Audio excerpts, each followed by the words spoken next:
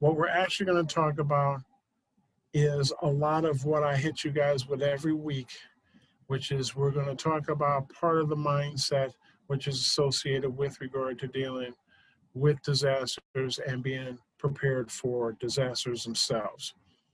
So again, yay, pretty graphics. Interesting part about this particular graphic, it becomes a hint for some of you from the physical aspects of having to deal with disasters. I think one of the things that made COVID so interesting that we do not normally deal with in a worldwide perspective is what we call the invisible disaster. It is the disaster of viruses, bacteria, and germs. The common cold taken 10 times as a destructive level and dealing with mankind overall, humankind overall. And one of the things that we need to begin to pay attention to, not just the aspect of we able to keep distance, are we able to keep our hands clean, are we able to clean off the surfaces, but it's a matter of just being aware, paying attention to what goes on around you. We unfortunately have stopped doing that many, many years ago for a lot of us. Some of us are just too hypervigilant, okay? But however it comes out, you need to begin to pay attention to a lot of what goes on. And how you actually take care of yourself is also a part of that particular formula. So let's get this rocking and rolling. Give me some thumbs up. Let me know people are here. Everybody's connected, hooked on. Woohoo, yeah. How are we looking at them? We got 22 people showing that they're all excited and interested. They're in the know. Let's see, we've got several here. I see Alfonso's a yes. Yeah. Lots of thumbs. Show Eric's those thumbs, yes. people. Show the stuff in the chat. I got 18 people on this particular call, minus 3. So let us know what's actually happened. Gazelle Stokes. Hello, Miss Stokes. How are you?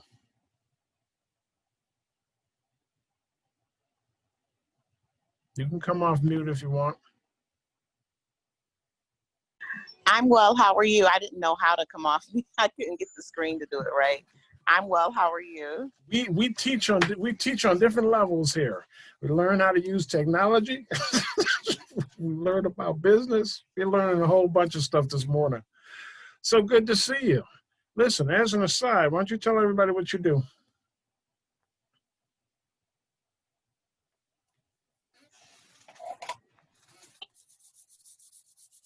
Gazelle? Oh, I'm sorry. I didn't know if you were speaking to me. I am the owner of the Mindful Center. I have a social emotional wellness agency, and we work with businesses, helping them with their workplace wellness, and we also do individual coaching. How busy have you been during COVID? Extremely, actually. That's the blessing. But it's attributed right. to it's attributed to the mighty power of a business pivot. Ah, all Yeah. right.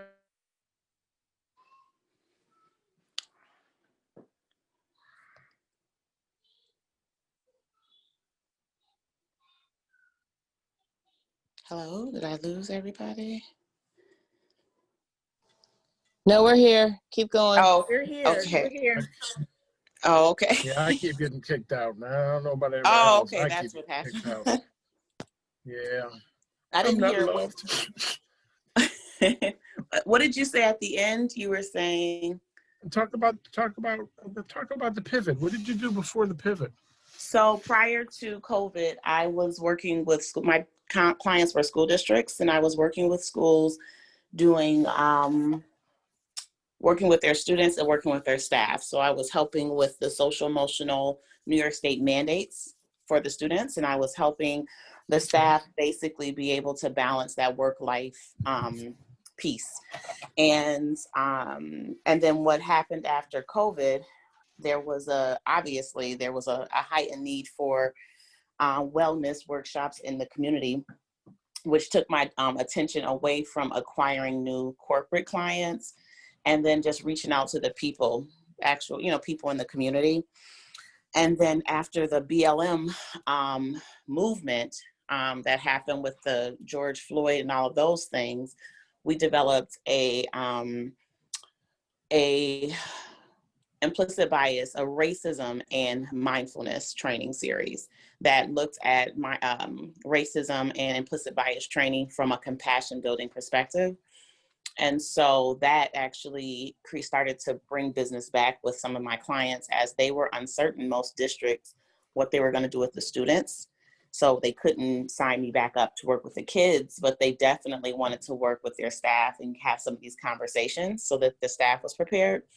And so we were able to get business in that way. And since then, we have been doing those trainings, and, I've been meeting with some funders to get some RFP stuff going. And so things have been moving. I cannot complain, that's for sure. Okay, great. I'm glad to hear that. I wanted other people to hear that as well. This is a point which has not been pressed associated with regard to what has gone on because of COVID, but one of the ideas has actually been pivoting off of what you have already done and what you're already doing. So thank you very much, Giselle. Thank you. For sure, thank you. So next on the agenda, where's everybody stand? Woohoo! Punch into the clock, people. Where are you at mentally, physically, financially, and spiritually? I know I'm going to have a couple 10s this week. Whew.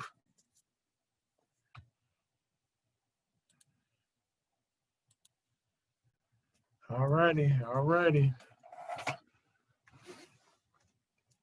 People moving up. Yes, yes, yes. Again, mentally, physically, financially, and spiritually. From 1 to 10. 1, it sucks to be you. 10, you're doing backflips. Everything you touch turns to gold.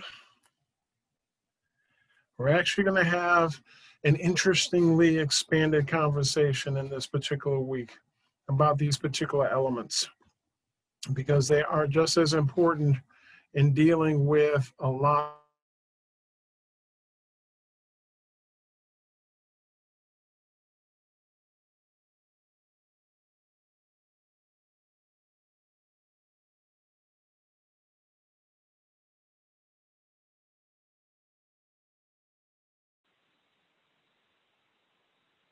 Okay, guys, looks like we lost Mike. Would it be a Monday without technical issues? So we'll wait for Mike to come back in here. Jahida, the Pathstone account, is currently the host. So if you can keep an eye out for Mike and then add him back in when he gets here, or you can make me the host. Okay, no problem. Cool.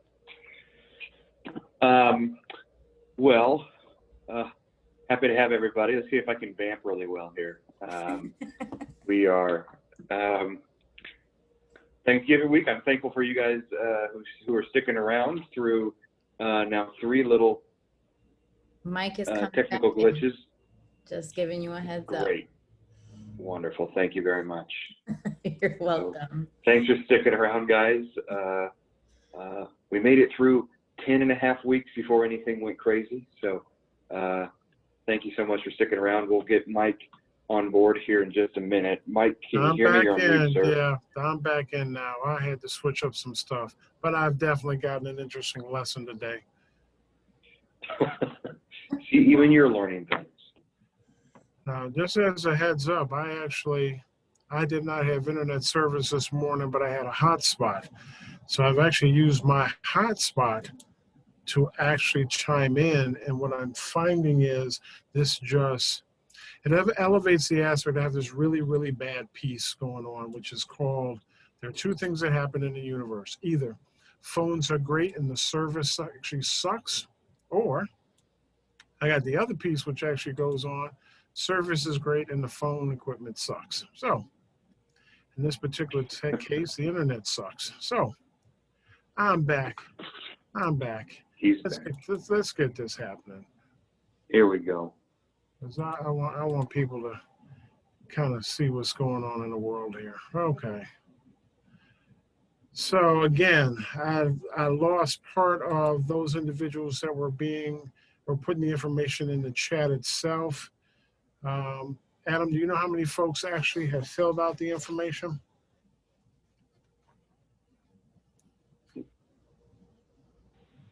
Let me look here real quick. 1, 2, 3, 4, 5, 6, 7, 8, 9. 9 or 10 then, Mike. 9 or 10. Can I get 2 more people? 2 more people. Mentally, physically, financial, and spiritually. Where are you? There's another one. Carmelita just came through. Okay, cool, cool. Can I get 1 more person? 1 more person.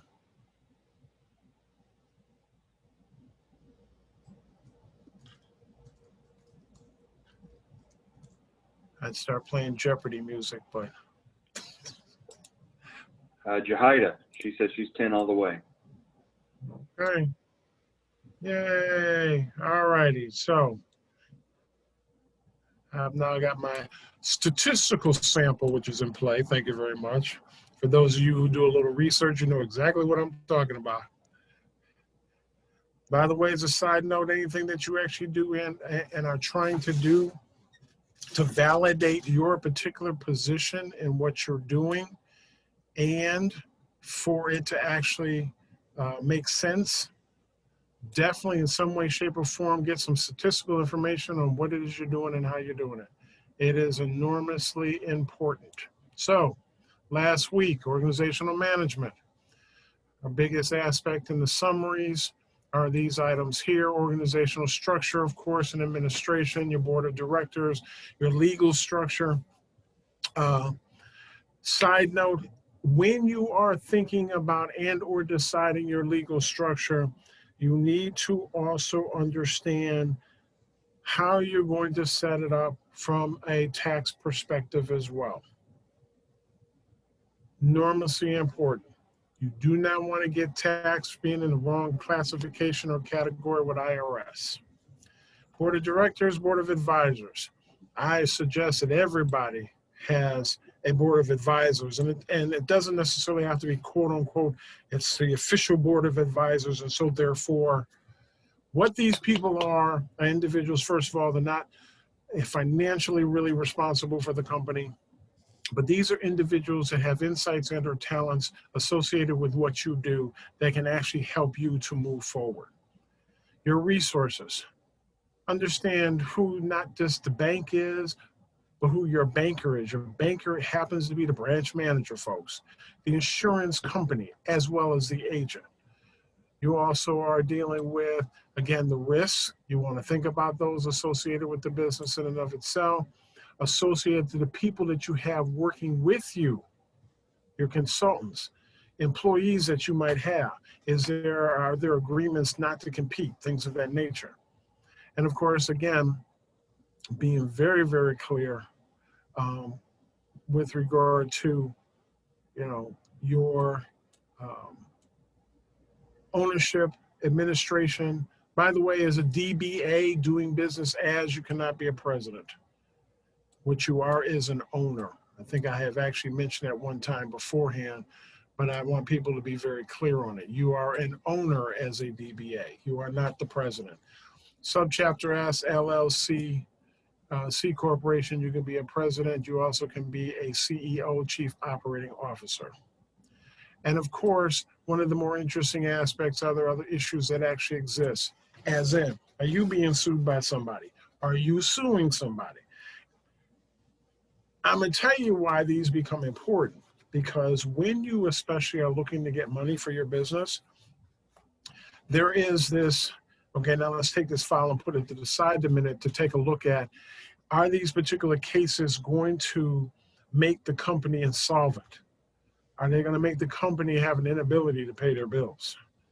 We're about to give them a $50,000, $60,000, $70,000 loan, but they happen to be suing the tobacco company, and they're probably going to win, but that's a 3-year process.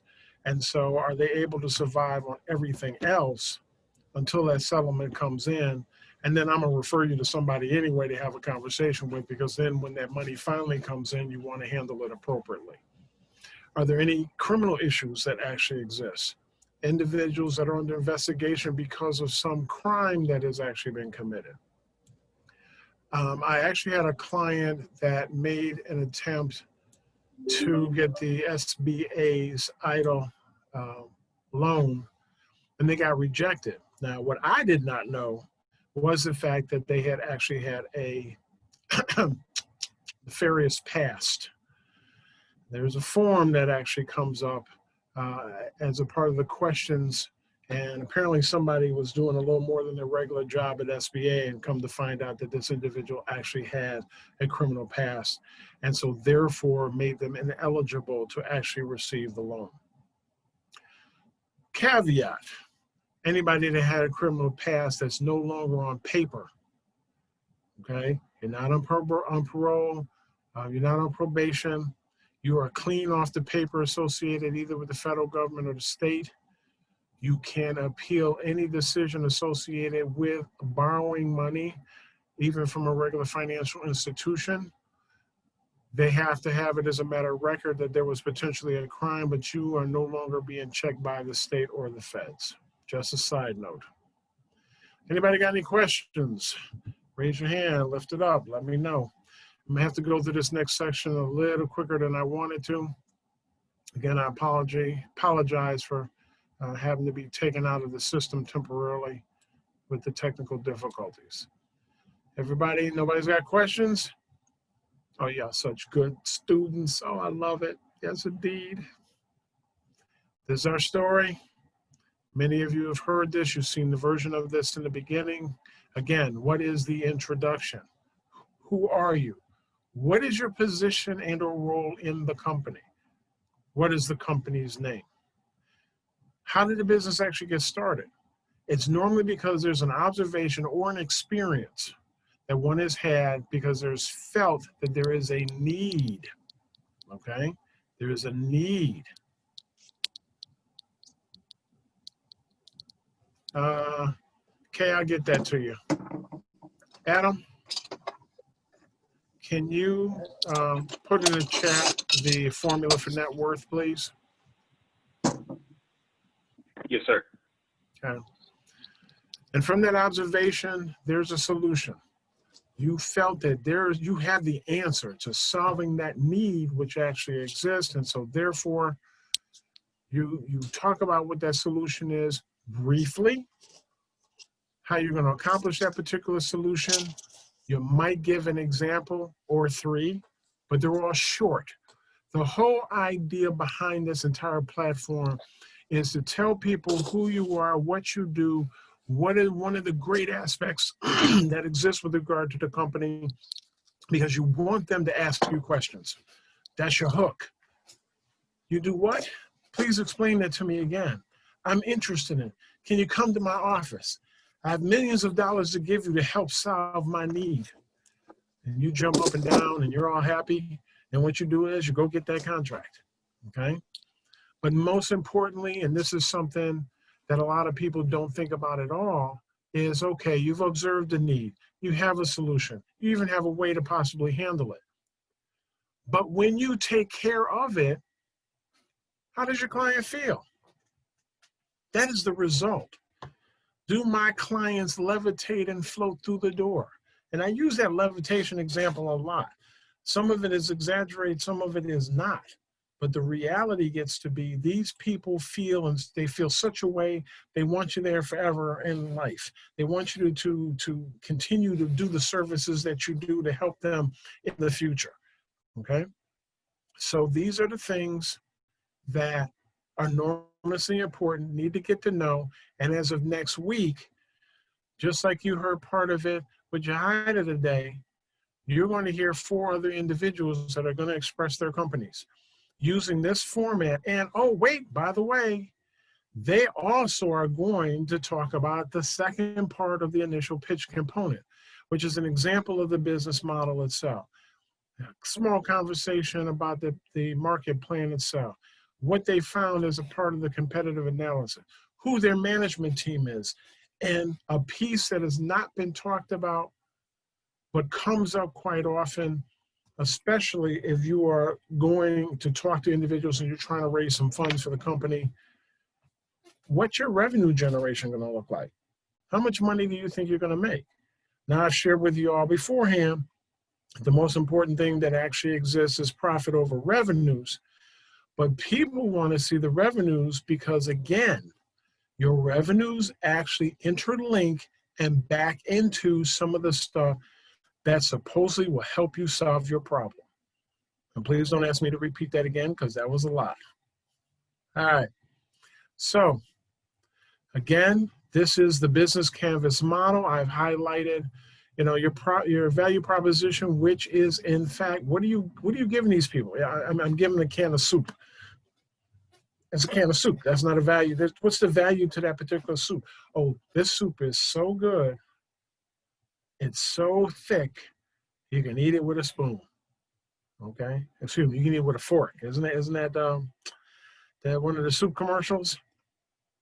You can eat it with a fork. That's how thick it is. Okay. Your customers, how is the relationship going to be? Long-term, short-term? Are they going to like it? They're not going to like it? Are you actually really going to be able to make them feel warm and fuzzy? We had that conversation last week. Okay. The channels, how are you going to communicate with them?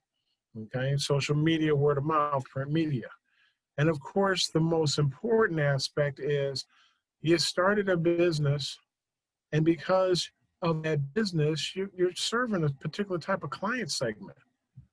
But there's actually a very different breakdown that also exists within the conversation of that segment, because the value proposition that you've created here, number one, is supported by what was the customer segment need.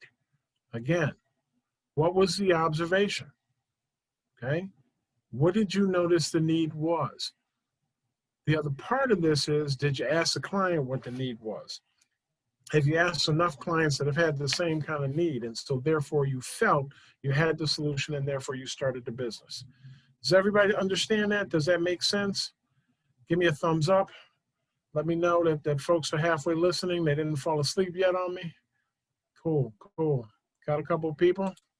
All right, thank you, folks. Thank you, thank you, thank you. So here's the fun part. Do you know? Please answer the following questions. Should you have a board of advisors? Yes or no? Put that in the chat, please. Should you have a board of advisors?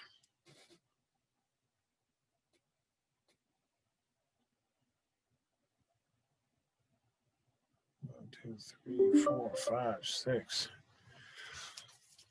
Let me get 6 more people.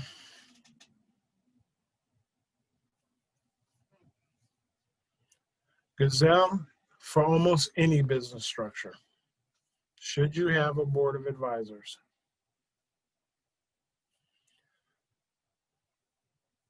Let me get 4 more people, please. 4 more people.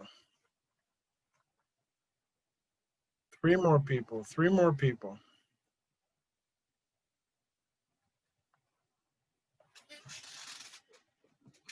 Put it in the chat. Should you have a board of advisors? 1, 2, 3, 4, 5, 6, 7, 8, 9, 10, 11, 12. 1 more person, please. Got 18 folks on this call. All I'm asking for is answers from half of y'all. 1 more, give me 1 more person, please. 1 more person. There we go. Thank you very much. You should have a board of advisors. I made this comment actually earlier before I got cut off technology-wise, but a board of advisors is nothing more than individuals that you hold close to the chest, that you ask questions about the business. You talk to individuals who have run a business, have been a banker, have done insurance, have dug holes in the ground because you happen to be a contractor. But you're talking to individuals that have some experience that potentially can give you an honest opinion about the good, the bad, and the indifferent. And what you do is you actually take the information that's actually being provided and decide how does that fit in what you do. You don't necessarily have to take everybody's word for it. You know, as they always say, too many chefs in the kitchen ruin the soup. So you can actually talk to people, and you don't need a whole lot of advisors. 3 to 5 people. But you want an odd number, because if you technically had to vote on a particular question that was a yes/no question of those individuals you're dealing with, you want to be able to have the odd number, of course, becomes majority rules, and you move forward from that aspect. Number 2 is key person insurance as important as business interruption insurance. Is key person insurance as important as business interruption insurance? Give me a yes or no, folks. Yes or no?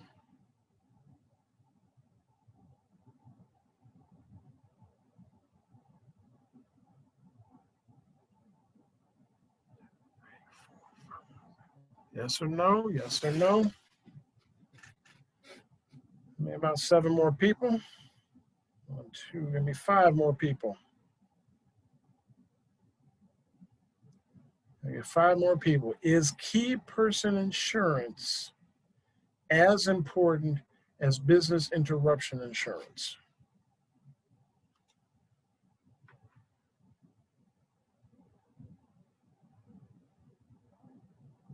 Hopefully next year we can slide in something that actually talks about the insurances, because I think people need to understand the importance thereof.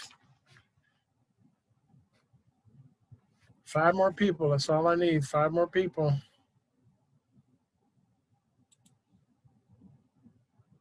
Is key person insurance as important as interruption insurance?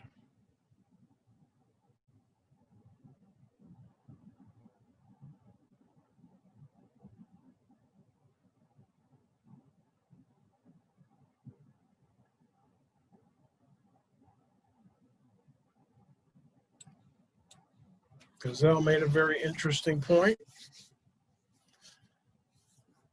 COVID actually wasn't in anybody's purview, quite honestly, from an insurance aspect. So a lot of things that affected businesses is one of the other reasons why there's such an issue with regard to business survival. Okay. 5 more people, please. 5 more people. I know everybody's not busy. I want to make sure everybody's still here. I just need 5 more answers. 3 more. 3 more answers.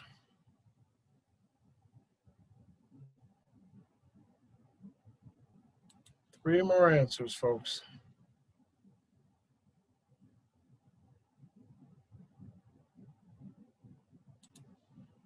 It's a wonderful day in the neighborhood. It's a wonderful day in the neighborhood. Won't you be mine?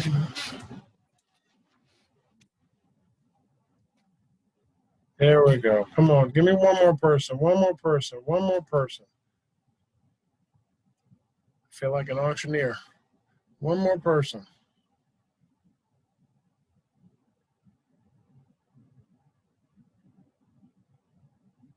Is key person insurance as important as business interruption insurance?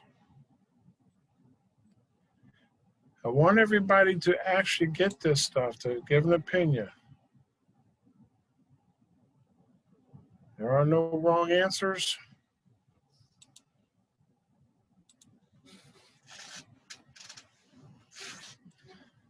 All right, time is running short. Key person insurance is as important as business interruption insurance. And if most of you actually saw the piece that the Gazelle put in, she said COVID wasn't covered under business interruption insurance, and it wasn't. But key person insurance, i.e., if you have someone who has responsibility for an important element and or action associated with the company, and that person gets sick, leaves, dies, and it actually interrupts the business in and of itself and some of the things that need to be done or could be done, you want to have some insurance to sit around and possibly cover that person's absence just because they, in fact, may be a person that impacts the revenue stream. Okay, they're impacting the money which is coming in, or going out, as an example, because they happen to be the person doing payroll. They're not coming back for a while. You engage that key person insurance, and so therefore, what ends up happening is you get somebody in to temporarily replace that person, hire somebody else. Just like business interruption insurance is normally designed to cover, i.e., a lot of that quote unquote revenue interruptions. And by the way, you all are key persons. You may run the company, but you also are a key person. So is there insurance actually on you should something actually happen? One of the things you always want to keep in mind,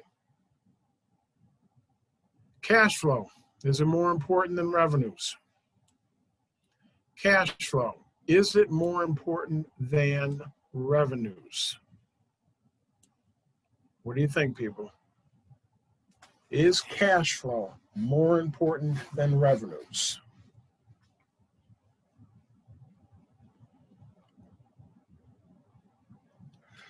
Give you guys a couple minutes.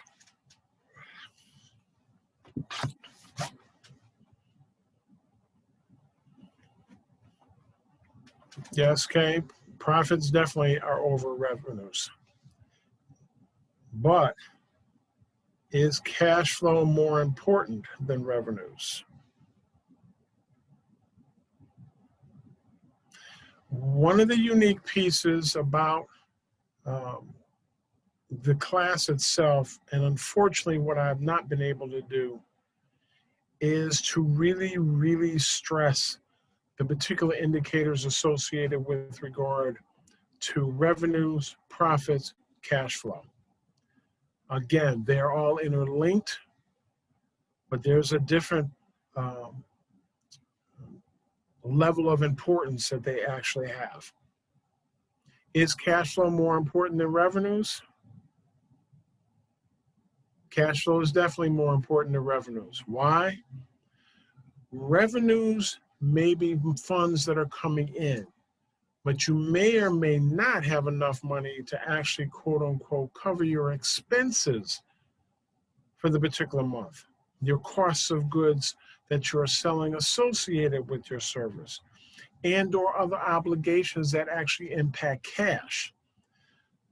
So what your cash flow statement will actually show you is that do you have cash? And whatever cash is left over carries into the next month, which then allows you an ability to pay the rest of the bills that you have in that particular month and or obligations. Last major question, and this is really an important question. Are you more important than your employees? Are you more important than your employees? Yes or no? Got a couple strong opinions here.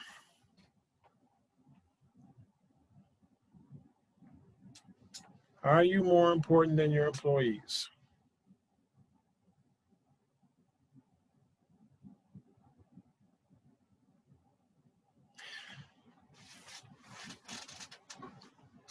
One of the interesting pieces about how I've asked this question is based on the fact that you are not more important than your employees. So the answer is no, technically, but you are as important as your employees. When you start a company, you're doing it by yourself. You get employees to actually help you spread the ability to have a stronger foundation and ability to grow. You are never more important than your employees, but you are as important. Because without you being there, you do not and are not able to provide the guidance which is necessary for the company in itself. And without your employees, you're not able to carry forward the dream that you're looking to carry forward. So you are not any more important than your employees, but you are as. And language I've mentioned earlier on is enormously important. When you're having conversations with people, you're telling them what you do, and more interesting, you're engaging in a particular process. So this particular week, disaster preparedness. Yay, hoo-hoo, thumbs up. All right. We're in a matter of COVID, but I wanted to take this in a different direction. The direction I wanted to take it in is after I give you some base information. 25% of businesses do not reopen after a major disaster. Key term here, by the way, is major disaster. What is a disaster? Sudden accident or natural catastrophe that causes great damage or loss of life. A disaster can be man-made and also can be natural. Natural, hurricanes, tornadoes, snowstorms, power outages in and of themselves because of the snowstorms or hurricanes and tornadoes, okay? Floods, death of a key employee, death of an owner. That can, in fact, be classed as a natural disaster, but it also depends on how big your company has a tendency of being. Terrorism and hazardous material incidents. Now, death of a key employee, I said, is really based for really larger companies. And this key employee, a lot of times, is actually, quote unquote, none other than the owner. Will, however, and I'm kind of presetting what I was going to make a comment on, will the state come in and possibly provide assistance, or does the federal government potentially do it? In the incidents of private companies, the federal and or state does not have a tendency of providing assistance. And I'm talking about large. I'm talking about you hiring a whole town, okay? The government is the largest friggin' employer in the United States. And because of the government structure, prevents it. As we talked about, succession planning works the same way in the federal government. Someone moves out of job, quits a job, or is fired from a particular job. Normally there's somebody that slides in that position to keep continuity with regard to the government. Big businesses don't have a tendency of being as smooth, but they still have that coverage. And smaller businesses have greater difficulty because normally these are closely knit companies, closely knit people. And so there's a lot of difficulty in trying to figure out who's not going to be the boss as opposed to who's just going to be an employee. When do disasters happen? Anytime, anywhere. Just be clear. Anytime, anywhere. Are we going to have another October storm in January? Don't know. Are we going to finally see floods? You know, I'm glad we don't get major mudslides or, you know, riding down the street and suddenly there's a sinkhole that swallows up your entire car. We don't have this kind of stuff, thank goodness. But these potentially might fall into disasters depending on their relative size. What a lot of people do not know, like COVID, like 9/11, like Hurricane Sandy, and some of the other hurricanes that come into play, a governor from a state has to make the request from the federal government, i.e. more specifically the president, that they are in such dire straits that they need additional financial assistance. There are two types of disaster declarations that exist. One at the state level that a governor can always call, but that means that the governor is using the state's resources to potentially handle it. A federal disaster comes into play and is engaged with the governor making a request to the president that we need some help in addition because of how bad things actually are. And so that is the difference that actually exists, not only between the federal and state disaster, but how a federal disaster must come into play. Now, emergency protects property, public, health, and safety. Emergency situations or circumstances in and of themselves might only be able to be handled by the state. Federal government may not participate. However, a major disaster normally means that it constitutes and allows a broader authority to come in and provide supplemental assistance. Quite honestly, I worked for major disaster assistance does a lot of things. Most of it is major coordination with regard to the relative agencies locally, as well as from a state level, to mitigate whatever damage has actually been put into play to provide safety and well-being that actually exists for the people within the particular state or affected area. FEMA is that particular agency. When it comes to businesses, however, FEMA does not necessarily play a role in the aspect of providing assistance. That's where the Small Business Administration comes in. And the Small Business Administration actually has a loan program to try to provide some financial assistance for a longer period of time for the businesses that may in fact have been affected by a particular disaster. FEMA has a tendency of taking care of the personal needs. And COVID was interesting because FEMA really never got activated or came into actually direct action associated with it because people didn't lose their houses. They weren't flooded out, things of that nature. COVID happened to hit people in a different manner. And so there's a different aspect of the federal government which was engaged to actually handle the situation. But the Small Business Administration was almost automatically engaged because of the impact that was going to come and hit the businesses themselves. So again, just something to keep in mind. 40% of businesses fail following a natural or human-caused disaster. 43% of businesses feel that they're prepared. There is a plan in play. There's the exit plan. Like I said, there's the phone tree. Okay? But this is a figure I want you to pay attention to. 94% of small business owners believe that a disaster could seriously disrupt their business. More interestingly, 33% of the businesses, this is overall, have no continuity plan. But this is a number that should stick in your craw. 85% of minority businesses have no continuity plan. 33% of all businesses have no plan.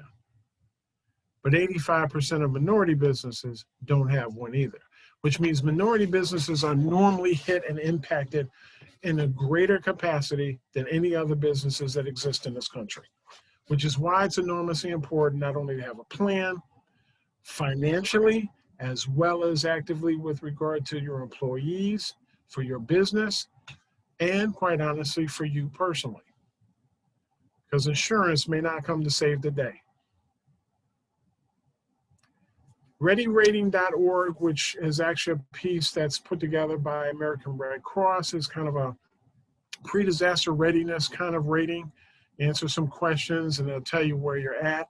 And ready.gov actually provides and has videos and things of that particular nature that you can watch, you can read. It talks about different aspects, not only personal preparedness, but also business preparedness, general business continuity, things of that nature. So if you get an opportunity, definitely take a look at what's going on here.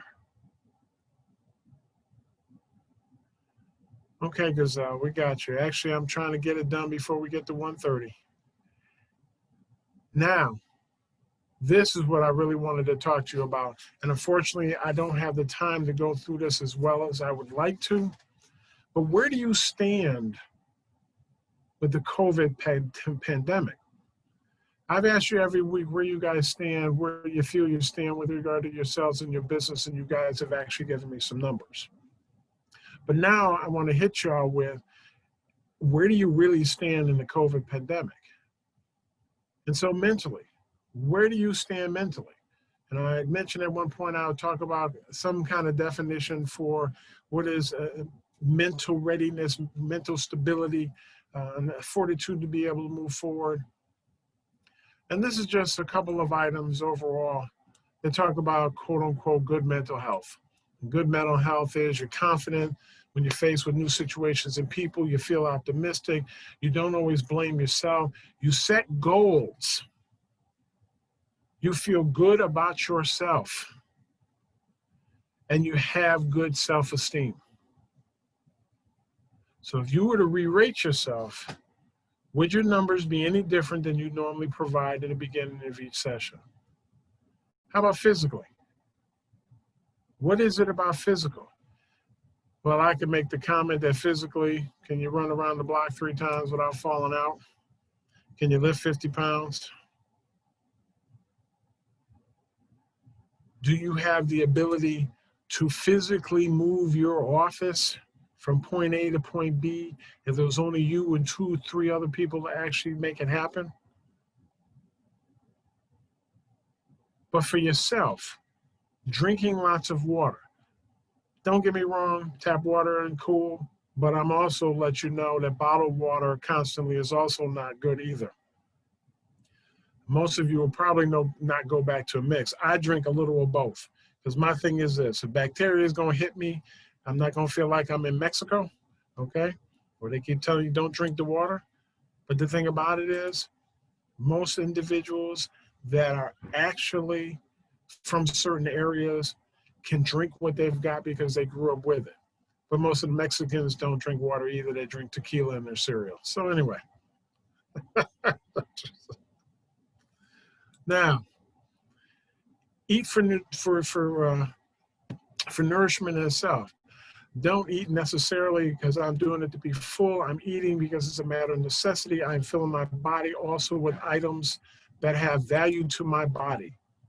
Okay? Value to my body. We have to make a conscientious effort. I heard something this week, and I think it applies very much to a lot of the small businesses I deal with. Motivation is fine, but it will never outflank discipline. We have to become more disciplined with how we function, how we operate. I talk to a lot of people about that, and especially with regard to, work-life balance. Many of you guys, don't get me wrong, you work hard for your business. You really do. But you gotta have a balance. You can't work friggin' 18 hours a day, 7 days a week for 12 months a year and expect you're gonna be all right, because that's gonna mess with you mentally as well as physically. Take time to exercise. Exercise at minimum is walk around the damn block, okay? Take time to relax. Relax is not sleep. Take 5-10 minutes for yourself just to chill, clear your mind. Then get back up and do some of the stuff you're doing. Because we've been stuck in the house so long, it's not to a point where we can't at least walk outside. And don't get me wrong, it's a little chilly this morning, this afternoon, tomorrow, next week. Open up your door, suck up some cold air for a while. Good for the body. Walk outside, walk to see what your house looks like, okay? These are the things that become enormously important. Yes, and then Gazelle put a piece in here. And if you need social emotional support, the Mindful Center is here to show you how. Thank you. But these are important elements. Yes, our children need to chill too, but we got to figure out a way to also do that. And to take advantage of health benefits for prevention. This is, what do I need to do to potentially make myself feel better so I don't necessarily have to go to the doctor? Now, many of us don't even bother going to the doctor. That's a cultural thing. But the reality gets to be, if you're not taking care of yourself either, really? So you have to be mindful. You have to think about yourself. You have to think about what you're doing. You have to think about what's going on. Financially, listen, you've got little or no debt. You pay your monthly bills. You can, and this is just with one of the incomes, either you or your particular spouse or significant other. You pay the bills on time. You have adequate emergency fund. Your net worth is growing every year, okay? piece was put in the chat earlier about net worth. Net worth is not something that we actually deal with a lot. We don't see it a lot. But our net worth becomes enormously important with what we do and our ability to figure if we can move forward. This piece I found today. This is a little different than one that I normally teach people about, but it goes to this. And this was associated with retirement. If your expenses add up to $36,000 a year, you multiply it by 22. That figure comes out to be $792,000. Are you in a position, or are you working toward having $792,000 so that you can be ready and prepared for retirement? Because remember, you're small business owners, and you can't tap into that system normally. As an employee, yeah, but you want to be able to create part of your own retirement plan. Hence, success formula. This is one of the elements that's actually included in that particular formula. Spiritually. Spiritually means a lot of different things to a lot of different people. All I'm going to say on it is it creates the balance between physical, psychological, and the social aspects of one's human life. We need to be able to think and to function and be beyond just ourselves individually from a selfish nature. We need to understand what our bodies do. We need to understand how our minds react. A lot of us got extra baggage. Put the baggage at the door. Go on and do what you actually need to do. You can go pick it up later. And as time moves on, you won't even need those bags anymore. And you can probably dump them with the mess that's inside of them as well. For our people who do psychological assistance,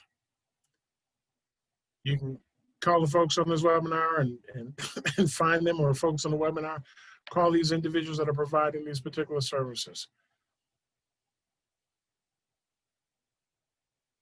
Thank you, Sydney. You have a good Thanksgiving as well. I wanted to show you guys this. I asked you those numbers in the beginning always, because one of the things that needs to happen is the fact, is anybody really making progress overall? This is an average. So in week 3, when I really started hitting people with giving me where you at mentally, physically, financially, and spiritually, we had an 8758. Last week, we had on the average 8879. Mentally did not change from the beginning to the end.